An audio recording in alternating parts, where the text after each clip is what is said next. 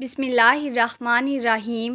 شروع اللہ کے نام سے جو بڑا مہربان نہایت رحم والا ہے۔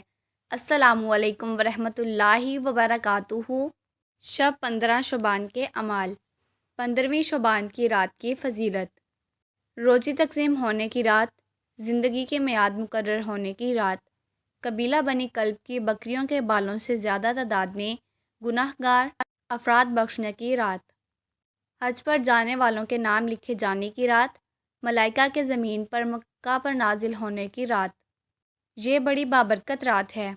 امام جعفر صادق فرماتے ہیں کہ امام محمد باقر سے شعبان کی رات کے بارے میں پوچھا گیا تو آپ علیہ السلام نے فرمایا، یہ رات شب قدر کے علاوہ تمام راتوں سے افضل ہے، بس اس رات تقرب الہی حاصل کرنے کی کوشش کرنا چاہیے۔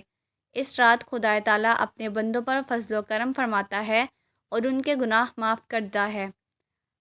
حق تعالیٰ نے اپنی ذات مقدس کی قسم کھائی ہے کہ اس رات وہ کسی سائل کو خالی نہ لوٹائے گا سوائے اس کے جو معصیت و نافرمانی سے متعلق سوال کرے۔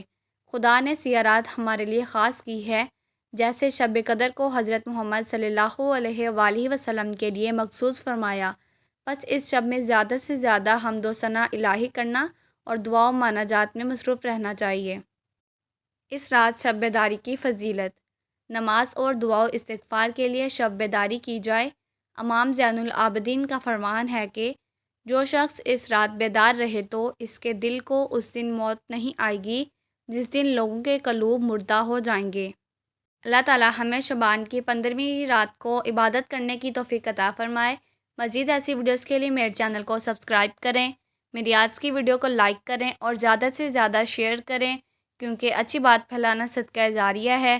اللہ حافظ۔